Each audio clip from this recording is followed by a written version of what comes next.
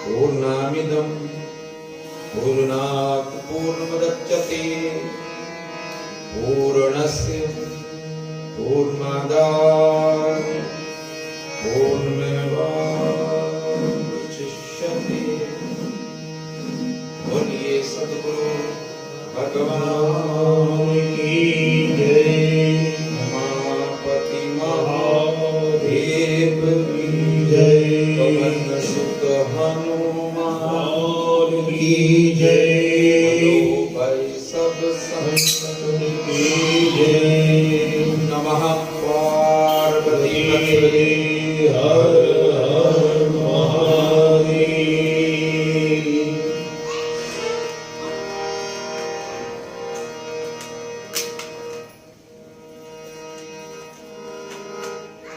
जय जय राधा रमण हरि बोल।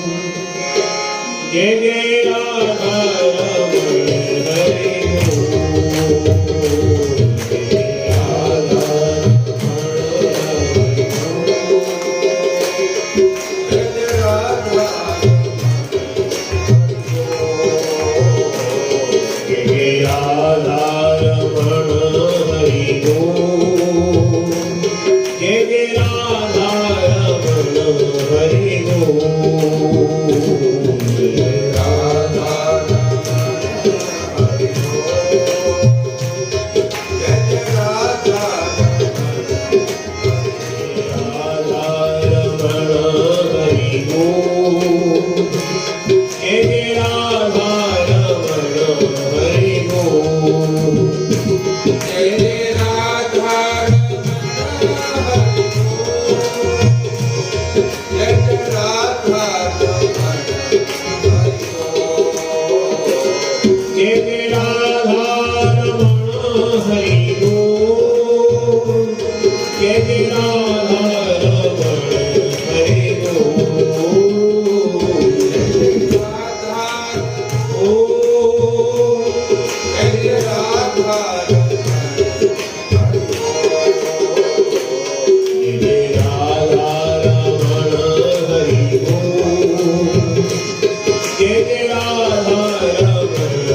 हरि बोल।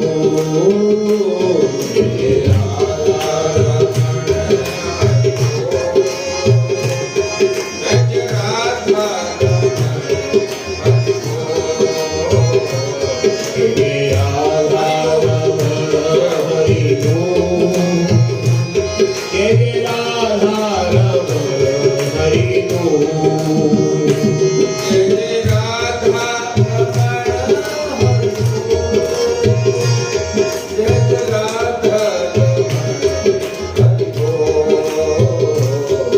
राधा रमण हरि बोल।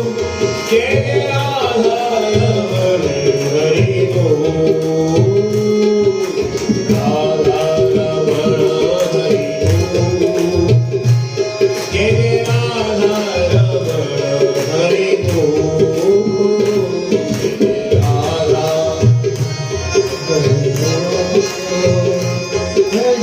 जय जय राधा नटनागर छेद नवल रसिया। नटनागर छेद नवल रसिया। ओ मेरो प्यारो कन्हैया मन बसिया। ओ मेरो प्यारो कन्हैया मन बसिया। करे कालिंद्री फूल दिलो। जय राधा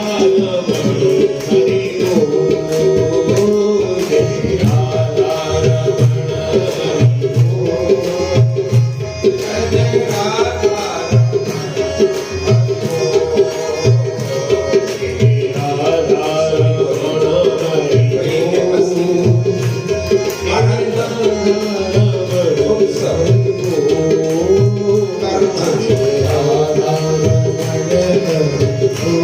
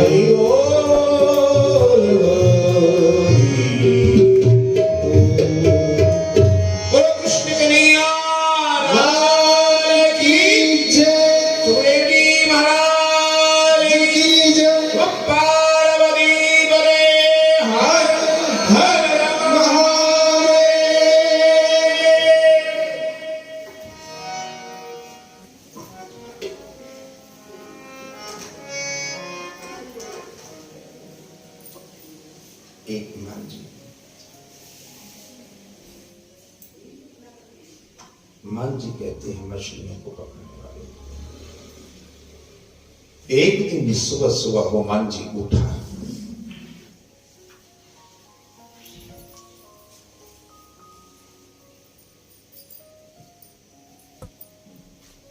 कंधे पे जाल को रखा। कोई त्योहार का दिन था। मन में विचार किया कि आज खूब सारी मछलियों को पकड़ूंगा, बाजार में बेचूंगा और खूब धन को कमाऊंगा। मांझी सुबह ही उठ गया, कंधे पर जाल को रखा और मन में विचार करता हुआ चल पड़ा नदी तट की ओर। रास्ते में सोचता जा रहा, सोचते सोचते रास्ता सोया हुआ, अभी सूर्य की किरण नहीं फूटी और उस मांझी का पैर, उस मांझी को एक पैर को एक ठोकर लगी, नीचे झुका, एक पत्थरों से भरे हुए थैले को देखा। उस थैले को मांझी ने उठा और कंधे पर लगा दिया। रास्ता सोया हुआ, पंछी सोए हुए, बहुत जल्दी चल पड़ा और पहुंच गया तट पर। सूर्य उगे, जाल फेंके, मछलियों को पकड़े, तब तक समय व्यतीत करने के लिए, टाइम पास करने के लिए झोले में से एक पत्थर को निकालता, शांत झील में जोर से फेंकता, छपा आवाज आती, आवाज को सुनता, फिर दूसरे पत्थर को उठाता और नदी में फेंकता। करते करते मांझी ने उस झोले में से सारे पत्थर उस नदी में फेंक दिए और अंतिम पत्थर उसके हाथ में बचा।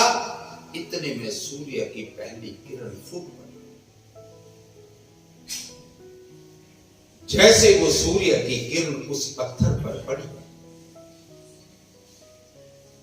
मांझी अभी तो विचार ही कर रहा था, अब तो छाती पीट कर रोने लगा, पछताने लगा, गिड़गिड़ाने लगा। जन्म जन्म की संपदा मिली थी, अंधकार के कारण, तम के कारण, अज्ञान के कारण,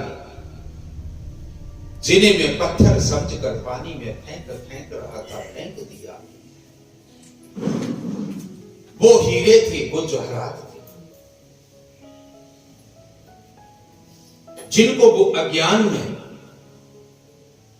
अंधकार में, अबोध में पत्थर समझकर फेंक रहा था, वो तो हीरे थे। लेकिन धन्य था वो मांझी जिसके हाथ में अंतिम पत्थर तो बच गया। हम सब इतने सौभाग्यशाली नहीं होते। जन्म जन्म की संपदा, जन्म जन्म का ये जीवन, ये श्वास, अनंत अनंत जन्मों की यात्रा, अनंत बार हम समष्टि से व्यष्टिगत, व्यष्टिगत से समष्टिगत होते हैं। इस पूरे ब्रह्मांड का इस पिंड में बंद जाना व्यष्टिगत है और इस पिंड का पूरे ब्रह्मांड में मिल जाना समष्टिगत है।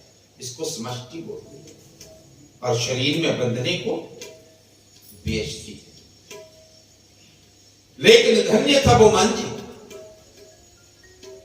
जिसके हाथ में अंतिम पत्थर बच गया और वो जाग गया। अंतिम तो बचा, हमारे पास तो अंतिम भी नहीं बचता है।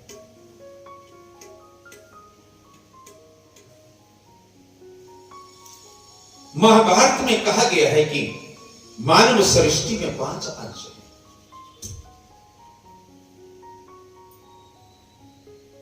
5 अंश हैं इस सृष्टि में।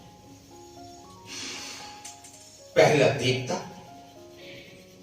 दूसरा असुर, तीसरा पितर मनुष्य और 5वां पशु। 5 अंश हैं, सुर, असुर, पितर, मनुष्य और पशु। इन 5 में मात्र मनुष्य ही श्रेष्ठ है। ना देवता श्रेष्ठ है, असुर तो श्रेष्ठ ही क्या हो। क्यों? भूता नाम प्राणी ना श्रेष्ठ, प्राणी ना बुद्धि जीवन, बुद्धि मतसु नरा श्रेष्ठ। काठोपनिषद। देवता, असुर, पितर और पशु सभी अपने कर्म फलों के द्वारा बंधे पड़े हैं। ये चारों अपने कर्म फलों से बंधे पड़े हैं। हैरान होता हूं मैं, यदि लोग ये चारों अपनी कुंडलियों को पूछें तो बात समझ में आती है कि ये जैसे जन्मेंगे अंत में ये वैसे मर जाएंगे, क्योंकि ये कर्म नहीं कर सकते। ये जैसे हैं वैसे रहेंगे, तो इनकी कुंडली है, इनकी कुंडली होती है। जैसे कुत्ता जन्मा, कुत्ता जिया और कुत्ते की तरह मर गया, सीधी सीधी बात है। लेकिन आदमी तो आदमी की तरह जन्मता है, गिर जाए तो दानव, उठ जाए तो देव। मनुष्य तो मध्य की कड़ी है, ये तो ऊपर भी चढ़ सकता है, ये नीचे भी गिर सकता है। तो इसकी कुंडली कौन और कब बना पाएगा? इसकी कुंडली, मानव की जो कुंडली होती है, कुंडली वो ये होती है। यदि आपको ये फोटो दिख रहा होगा, यहाँ पे एक पोस्टर लगा हुआ है, दोनों तरफ लगा हुआ है। ये मानव की कुंडली, कुंडली इसको कहते हैं, ये कुंडली होती है।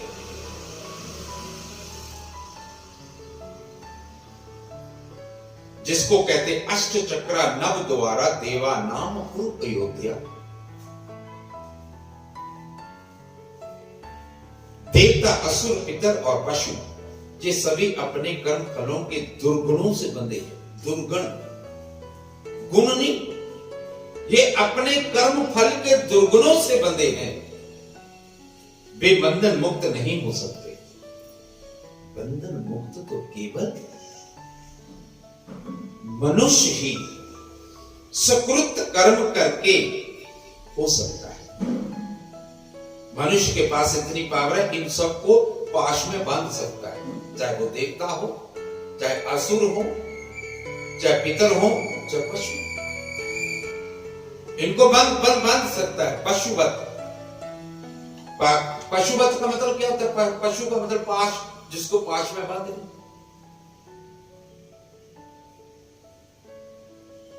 दुर्लभो मनुष्य देहो देही नाम कशन भंगुरा। दुर्लभ है लेकिन कशन भंगुर है। कशन भंगुर कहते हैं like as dewdrops, then the sunbeam came, all their dust appeared. पानी के बुलबुले की तरह, like as the bubble of water.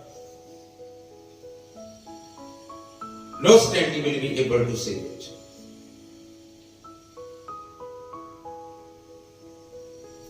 ओस की बूंद की तरह, बूंद सागर हो सके तो ये मनुष्य का जन्म वास्तव में बहुत श्रेष्ठ है। इसे हम सब कुछ कर सकते हैं। इससे वास्तव में मनुष्य जन्म ही सब जन्मों का आदि, प्रारंभ, आदि का मतलब प्रारंभ, आदि का मतलब बिगिनिंग, आदि का मतलब शुरुआत। ये मनुष्य जन्म ही सब जन्मों का, सब योनियों का आदि भी है और अंतिम भी है। यदि बात समझ में आ जाए, यदि इसी जन्म में जीवन को जान ले, जीवन के सत्य को जान ले, जीवन के रहस्य को जान ले, अर्थात आत्मा को जान ले, तो वो परम बन जाए, परमात्मा हो जाए। होगा कैसे? इस मानस सरोवर में इस काक रूपी मन को, मन क्या है? काक, काग समझ रहे? कौवा, मन काग है। इस काग रूपी मन को इस मानस सरोवर में डुबकी मारकर हंस बना जा सकता है। कहने का अर्थ ये, मानस सरोवर कहां है? अपने मस्तक के इस हिस्से को ये मानस सरोवर कहते हैं। इसको ब्रह्मरंधन भी कहते हैं। थर्ड आई, बांगे, लबासे, माओ, ताओ, शिव नेत्र, दिव्य, ददामी, ते चक्षुओं। थर्ड आई, 10वां द्वार, 9 दरवाजे, 9 दर फीके, रस 10 में चूजे। तो इन 9 रसों को पार करते हुए इसके इस 10वें रस में डुबकी कहीं मन ले ले, तो वो हंस बन जाता है। होगा हंस बन जाता है, क्योंकि यहां क्या? सहस्त्र सीखा, सहस्त्र अमृत निरंतर बस रहा यहां से, निरंतर। तो बात ये नहीं है कि you are spending this time और you are living this time. आप टाइम को पास कर रही हैं, you are spending this time और you are living this time. जी रही है ये टाइम पास कर रहे हैं, जीना अलग बात है, और समय को गुजारना, समय को बिताना अलग बात है। मनुष्य के अतिरिक्त कोई योनि धर्म को पैदा नहीं कर सकती। गाय या पशु धर्म को पैदा कर सकता है क्या? बिल्कुल भी नो, नेवर। मनुष्य के अतिरिक्त और कोई भी योनि, किसी भी योनि, जिसको आप कहते हैं 84 लाख योनि, 84 लाख में से एक कम कर दो मनुष्य को, और कोई भी योनि धर्म को पैदा नहीं कर सकती। क्यों? मृत्योर माम अमृत गम्यो, मृत्यु है द्वार अमृत का, और धर्म है, और धर्म है अमृत की खोज। ये अलग चीज है जो आप लोग करते हैं। धर्म के को सेवा कर रहा है, वो आदर है, सम्मान कर रहा है, उसे देह से करनी भी चाहिए, अच्छी बात है, शुभ है। धर्म अमृत की खोज है, धर्म अपनी खोज है, धर्म आत्मा की खोज है। और यदि आत्मा की खोज होगी तो परमात्मा की खोज अपने आप होगी, क्योंकि आत्मा उसका अंश है। ईश्वर अंश जीव अविनाशी, चेतन सहज अमल सुख राशि। तो वो अपने आप होगी। परमात्मा की करनी थोड़ी, आत्मा की निकट हो जाना, पास हो जाना, नजदीक हो जाना।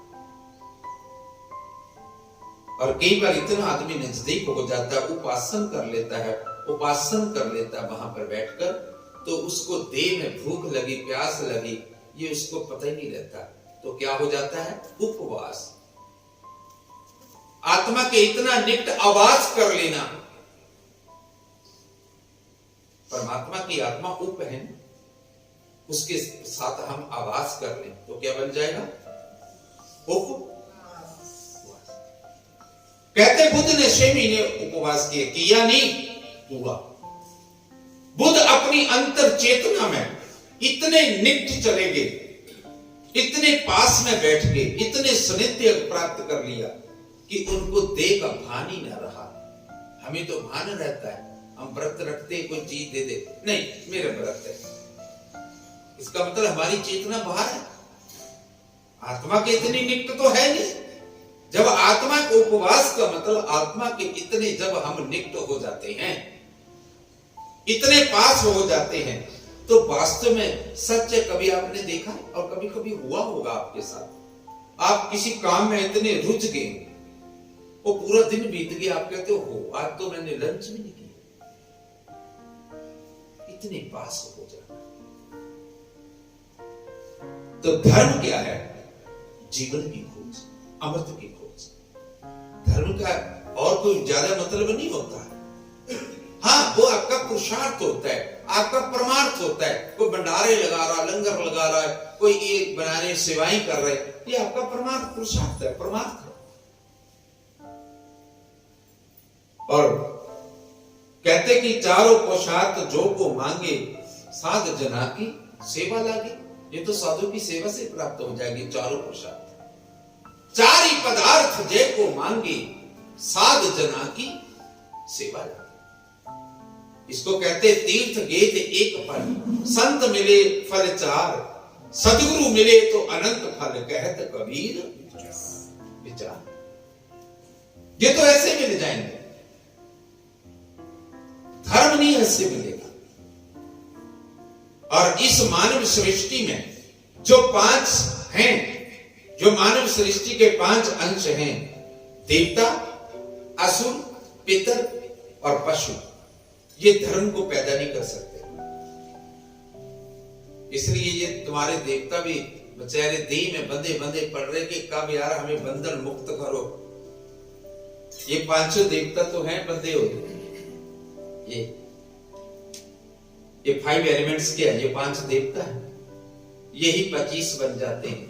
और मनुष्य की देह 25 तत्वों की है, ये 5 ही 25 बनते हैं। और एक को बढ़ाने के लिए 5 वर्ष लगते हैं, ध्यान देने वाली बात है। पृथ्वी तत्व है तो 5 वर्ष तक पृथ्वी तत्व बॉडी में कंप्लीट हो जाता है। और अगले 5 में जल तत्व, पृथ्वी तत्व बच्चा 5 वर्ष तक मिट्टी खाता, पृथ्वी से जुड़ा रहता है, गंध आती है, सुगंध आती है। और अगले 5 में जल तत्व से, इसलिए 9-10 वर्ष की कन्या कंजक रहती है, जल तत्व उसका कंप्लीट हो जाता है। अगले 5 में अग्नि तत्व, 15 वर्ष के बाद बच्चे के ऊपर और पैनी दृष्टि रखो, क्योंकि अग्नि तत्व उसका कंप्लीट हो चुका है। और अगले 5 में वायु तत्व 20 वर्ष तक, और 25 वर्ष तक आकाश तत्व। कितने हो गए टोटल? 25 हो गए ना, 5-5 करके, 5 5 25। तो इसलिए हमारा शास्त्र कहता है 25 वर्ष तक ब्रह्मचर्य, अगले 25 गृहस्थ, 50, अगले 25 वानप्रस्थ, 75 और अगले 25 सन्यास। 4 आश्रम में बताए हैं। इसी को, इन्हीं चारों को कहते हैं बौद्धक, कटीचर, हंस और परमहंस। तो 25-25 वर्ष में डिवाइड कर लीजिए ऑटोमेटिकली। तो ये मानव जन्म ही धर्म कर सकता है। क्यों? मृत्यु और माम अमृत गम्य, मृत्यु है द्वार अमृत का, और धर्म अमृत की खोज है। मनुष्य के अतिरिक्त तो कोई भी धर्म नहीं पैदा कर सकता, ना धर्म को उपलब्ध नहीं हो सकता, ना पशु, ना देवता, ना पितर, ना असुर। केवल मानव जन्म ही कर सकता है ऐसा। मनुष्य के जीवन में सर्वाधिक सुनिश्चित है मृत्यु। बड़े बड़े दानी महावीर जो कुछ भी हुए, बड़े बड़ों ने तपस्या की इन देवताओं की और अमरता का वरदान मांगा, पर किसी देवता ने अमरता का वरदान नहीं। और तो रावण की तो नाभि में अमृत भी था, कुंड था, नाभि पीयूष, रावण की नाभि में अमृत का कुंड था। तो किसी भी देवता के ने अमरता का वरदान नहीं दिया। ये सब मृत्यु के दुर्गुणों से बंधे पड़े, सारे के सारे। ये खुद कहते हैं बंधन मुक्त हो जाए। लेकिन मनुष्य के जीवन में सर्वाधिक सुनिश्चित है मौत। और राजा परीक्षित भी गंगा के तट पर बैठा है, सुखदेव के चरणों में झुका बैठा है। क्यों? क्योंकि एक संत का, ऋषि का अपमान कर, धर्म का अपमान कर बैठा, धर्म की जड़ कट गई। और परीक्षित को श्राप लगा कि 7वें दिन सर्पों के राजा तक्षक, जो तेने सांप डाला इसी रूप में तक्षक बनकर आएगा और तू ये डसेगा, तेरे शरीर भस्म हो जाएगा। तो राजा नाचने लगा, राजा नाचने लगा। जब पता चला, कहता धन हो संतों के वचन, क्योंकि संत कहे सहज सुभाए, पर संत का कहा व्यर्था। परीक्षित नाचने लगा, हे गुरुदेव, हे गुरुदेव, मैं कब मर जाता, मौत कब आ जाती। क्यों? Death is inevitable, uninevitable. तो कब आ जाती मुझे भी नहीं। आपने 7 दिन मुझे तैयारी का समय दे दिया। किसी को पता कि मेरी 7वें दिन मृत्यु हो? किसी को नहीं पता। हे गुरुदेव, आपने तो मौका दे दिया तैयारी का। परीक्षित नाचता हुआ गंगा के तट पर पहुंचा, पूछा का आचरण बिछा लिया, सारे ऋषियों को पूछा। इतने में षोडश वर्षीय सुखदेव जी गंगा तट पर पहुंचते हैं। वो भी देवताओं के कहने से। देवताओं ने सुखदेव जी को भेजा स्वर्ग से कि जाओ, इसका तो कल्याण होना चाहिए। और ये अब ये वैसी मुक्ति नहीं चाह रहा, ये स्वर्ग में नहीं चाह रहा, वो तो इसके पुण्य का फल है परीक्षित के। ये कुछ और चाह रहा। तो सुखदेव का आना हुआ। तो क्या है? मृत्यु सुनिश्चित है। शास्त्र कहता वो human, wake up, do not think whether it is day और night, because your life is reducing second by second. When a pitcher breaks, the water flows around, the body will be snatched away one day and no one will be able to save it. कोई नहीं बचा पाएगा। भरोसा है इस जिंदगी का, क्या भरोसा है इस जिंदगी का, साथ देगी नहीं, साथ देगी नहीं ये किसी का, क्या भरोसा है इस जिंदगी का, क्या भरोसा है इस जिंदगी का।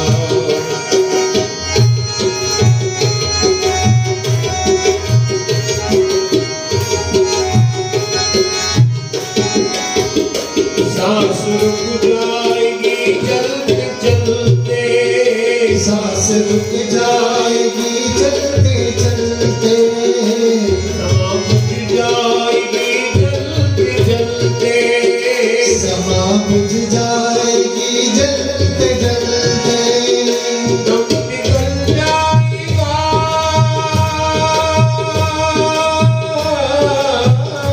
दम निकल जाएगा रोशनी का, क्या भरोसा है इस जिंदगी का, क्या भरोसा है इस जिंदगी का, साथ देती नहीं ये किसी का, क्या भरोसा है इस जिंदगी का, क्या भरोसा है इस जिंदगी का।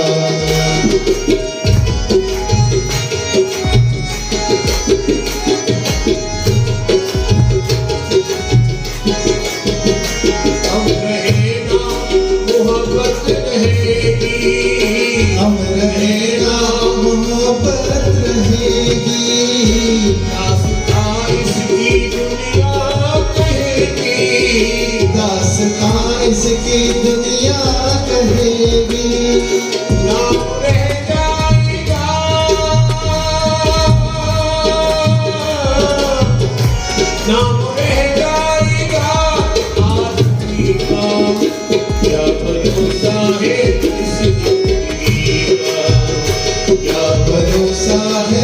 जिंदगी का। साथ में भी नहीं, साथ में भी नहीं ये किसी का, क्या भरोसा है इस जिंदगी का, क्या भरोसा है इस जिंदगी का। दुनिया है ये हकीकत पुरानी, दुनिया है ये हकीकत पुरानी, ओ दुनिया है ये हकीकत पुरानी, दुनिया है ये हकीकत पुरानी, दुनिया है ये हकीकत पुरानी, दुनिया है ये हकीकत पुरानी। चल के रुकना ये इसकी रवानी, चल के रुकना है इसकी रवानी। फर्ज पूरा करो,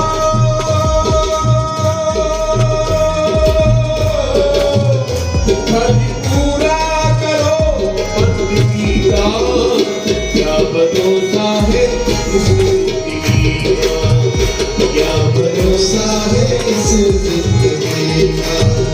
साथ में भी नहीं ये किसी का, क्या भरोसा है इस जिंदगी का, क्या भरोसा है इस जिंदगी का, क्या भरोसा है इस जिंदगी का।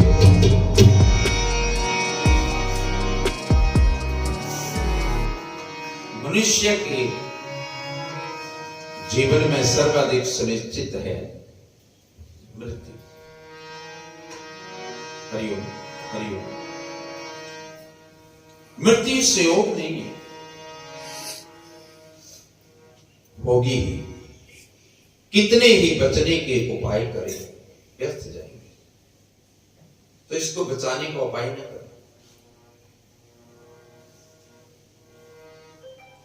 मृत्यु बंद हो इसका उपाय न करें, जन्म बंद हो। जन्म बंद हो, जब जन्म बंद हो गया, जब तुम जन्म से मुक्त हो गए, इसका अर्थ है मृत्यु से मुक्त हो गए।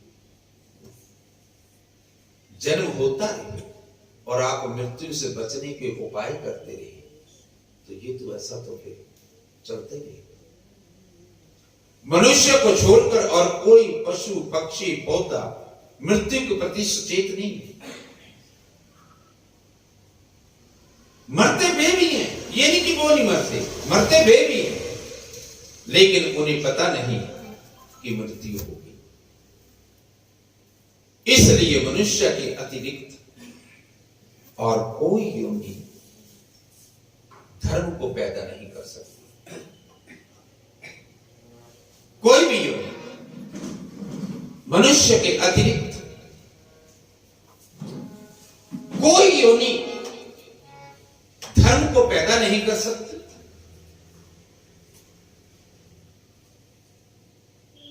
मरते वे भी हैं, लेकिन वो मृत्यु के प्रति सचेत नहीं है। धर्म पैदा होता है मृत्यु के बोध से। जितना गहन मृत्यु का बोध होगा, उतनी ही गहन धर्म की खोज होगी। अगर बुद्ध अर्थी को ना देखता, मृत्यु को ना देखता, तो आज सिद्धार्थ बुद्ध ना होता। अगर मृत्यु ना हो तो धर्म खो जाएगा। अगर ऐसा हो जाए कि आदमी कभी ना मरे, तो सब पूजा पाठ प्रार्थना बंद हो जाए। फिर किस लिए? इसलिए तो जैसे जैसे मौत करीब आती है, वैसे वैसे आदमी धर्म का विचार करता है। इसलिए शास्त्रों ने वानप्रस्थ और संन्यास आश्रम लास्ट में रखे। जैसे जैसे उम्र हाथ से खोती जाती है, वैसे वैसे व्यक्ति को धर्म की चिंता शुरू हो जाती है। जवानी में आदमी भुलाए रखता है धर्म को, मंदिर को, पूजा को, पाठ को, सत्संग को, तब नशा होता है। तब जीवन का, जवानी का नशा होता है। तब ये जीवन चढ़ाव पर होता है, चढ़ाई पर होता है, गति होती है, जीवन के भोग का नशा होता है, तब व्यक्ति बाहर भागता है, तब व्यक्ति बाहर विजन की ओर भागता है, बाहर की ओर भागता है, तब जो है आदमी बाहर डोलता है। लेकिन जैसे जैसे पहाड़ से उतराव शुरू होता है, जीवन का उतराव शुरू होता है, तब तक आश्वासन टूटने लगते हैं, बुढ़ापा करीब आता है, भरोसा गिरने लगता है, जिंदगी हाथ से जाती मालूम पड़ती है, मौत के कदम जैसे ही सुनाई पड़ने लगते हैं, वैसे ही धर्म की खोज शुरू हो जाती है। मृत्यु के कारण धर्म की खोज शुरू होती है। इसलिए इस भागवत धर्म की खोज अमृत की खोज है। मृत्यु माम अमृत गम्य।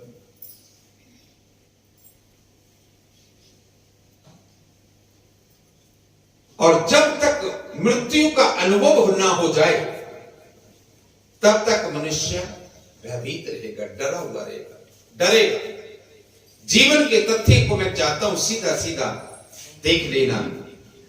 यही मैं आपसे कहना चाहता हूं, जीवन में जन्म भी तथ्य है और मृत्यु भी तथ्य है। जन्म को भी देखना और मृत्यु को भी देखना, फिर कोई भय नहीं, कोई डर नहीं, फिर आनंद ही आनंद है।